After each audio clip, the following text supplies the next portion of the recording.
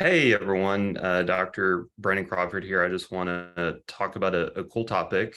What I want to do is kind of shed some light on nootropics. So a lot of people are talking about nootropics right now, whether you're in the health space, the wellness space, medical space, athletic training, no matter if you're an executive or whatever you're doing. Nootropics is a really hot topic right now. And so a lot of people kind of know what they are. Most people kind of know the term as a buzz term. So nootropics is really talking about smart drugs, right? So it's talking about something that can improve cognition. So improving mental performance is really the goal of nootropics. And really there's three main categories when it comes to nootropics. So there's dietary supplements, which is really the most common, thing talked about in nootropics, but there's also synthetic compounds, there's prescription drugs, there's those are the three main categories when it comes to nootropics. What I want to do at the end of this conversation, I want to talk about what I think is a fourth category that is just blatantly obvious right in front of us, but no one's talking about it. So I want to start talking about it. So the first thing is, a lot of people, especially in traditional medicine, they think that there's not very strong evidence for the use of supplementation, especially when it comes to boosting memory or cognitive enhancement or something like that.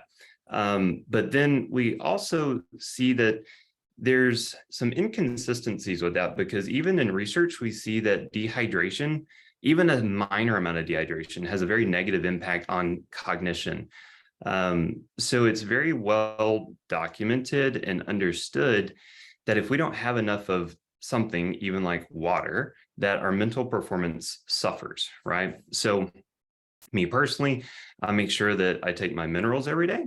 I make sure that I take my amino acids every day.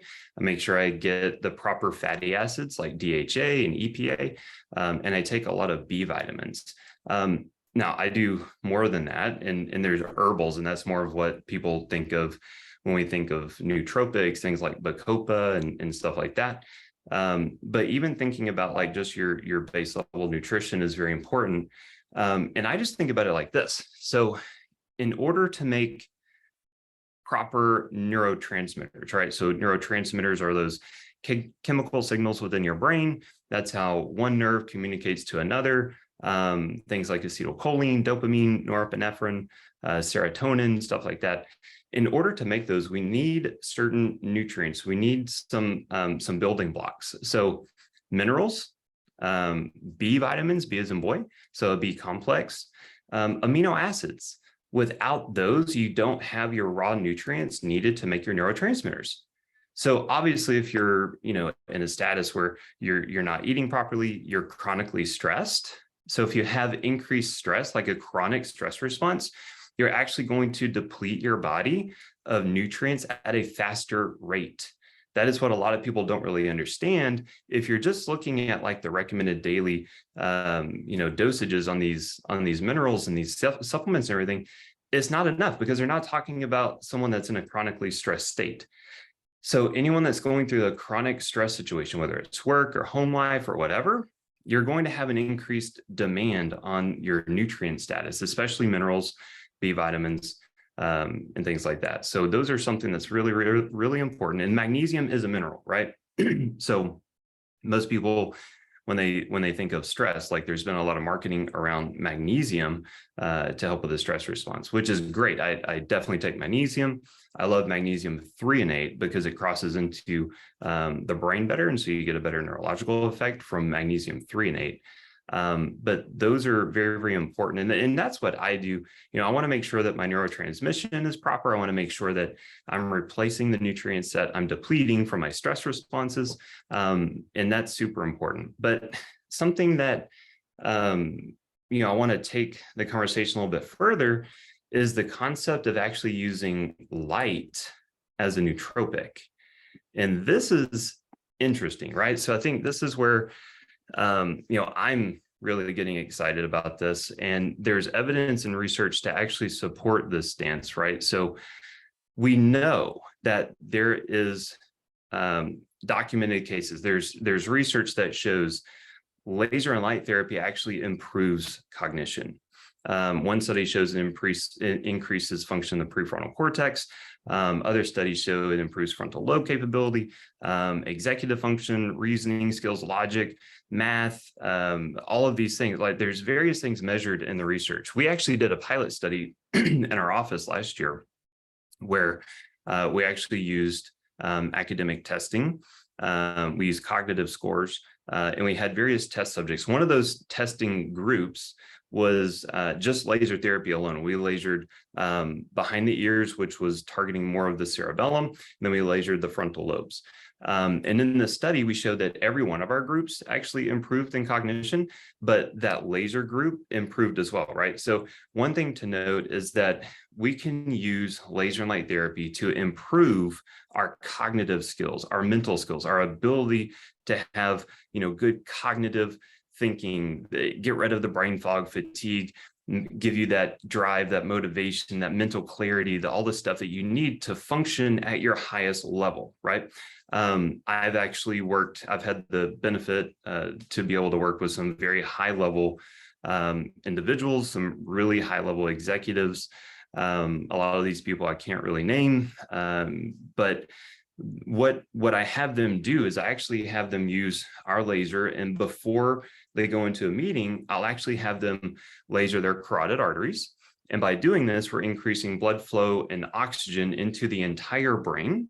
I'll have them laser the carotids and the vertebral arteries, right? So we're getting the brainstem, we're getting the other lobes and aspects of the brain. And then I will actually have them use the laser over various parts of their brain. Now, when I do this, it's very specific to them based on their needs. But I also have a very high level individual that I haven't seen personally, and I have him use a brainwave frequency over his frontal lobe before meetings. And he said that his mental clarity and focus in these meetings has gone up dramatically. He's hooked on it. He doesn't go anywhere.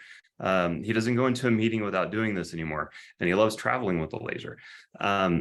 So I think that this discussion needs to be happening. I think that number one, we need to gain clarity on nootropics. Nootropics are a thing. I personally think that supplementation can improve mental function. I think that we'll see research starting to come out on that. I think that most people generally accept that if we improve our nutrition status, we're going to be able to think better and function better. I think that that's there, even though traditional medicine really doesn't align with that well. But there's lots of things coming forth as a nootropic. Just as an oddball, just to kind of give you an idea, nicotine actually is being discussed as a nootropic. Now, obviously the delivery system matters, right? So we don't want to smoke it. I'm not talking about cigarettes. This is not, the ideal situation. But there are there's ways to actually more safely ingest nicotine. But it's interesting because when you do, it's actually stimulating the various nicotinic receptors that can help produce acetylcholine. So acetylcholine is so important for your brain. In my field, we're vitally focused heavily on acetylcholine because we need that in order to create neuroplastic change. So neuroplasticity hinges on acetylcholine function. If I can drive acetylcholine in someone, whether it's a supplement, a laser, something like this, I'm going to be all over it because that's going to help me get results in that individual. But with nicotine use, you also get dopamine production. Everyone loves dopamine, whether you know it or not. But dopamine is going to give you that drive, that motivation, the mental clarity. It's an amazing neurochemical. And I'm not telling everyone to go out and start using nicotine. That's not what I'm saying. I'm just using this as an example that even things like nicotine are now being classified as a nootropic. And so going back to this concept of light, right? So maybe thinking, great, Crawford, that's amazing, but I don't have your laser. So what am I going to do? Well, here's the thing. There's multiple ways to get exposed to light, right? There's multiple devices on the market, and you can take a look, try what you want. I just want you to know that laser light therapy is absolutely going to help improve your mental clarity, your cognition, and all these things. And there's research that shows it. We've done a pilot study.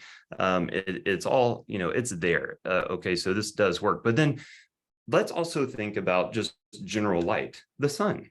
Okay, we know that if you don't get adequate sun exposure, you're going to be prone for something called seasonal affective disorder. So this leads to multiple symptoms, but one of them is depression. So if we don't have adequate exposure to even sunlight, we see our cognitive abilities decline. So even something as simple as getting adequate sun exposure, right? And the amount of time is going to vary based on you, right? So if you're a very light-skinned person, you're probably going to want less sun exposure so you don't get sunburn, et cetera, right? So there's going to be different parameters built in. Maybe you live close to the equator, you have more of a tolerance built up and whatnot. And of course, be cognitive of still protecting your sun when your skin from the sun so you don't get those sunburns, and all that is very important. But sun exposure is very important. Our neurology needs it, our physiology needs it. And we know that if we don't get exposed to light, we suffer. And I'm of the stance that God created light first, and every living thing on this planet needs light. We need to acknowledge that. Okay, so without light, life dies. Without adequate light, our brain suffers, our cognitive status suffers, our physiology suffers. So if you are able to have a laser with the specific frequencies of like brain waves and vagus nerve and all this kind of stuff that we use, that's just adding icing to the cake, because now I can use that in a hotel room. I can use it in my house, in my office, between patients, all this kind of stuff. I can be working on myself in that regard. I like the laser before I go to bed.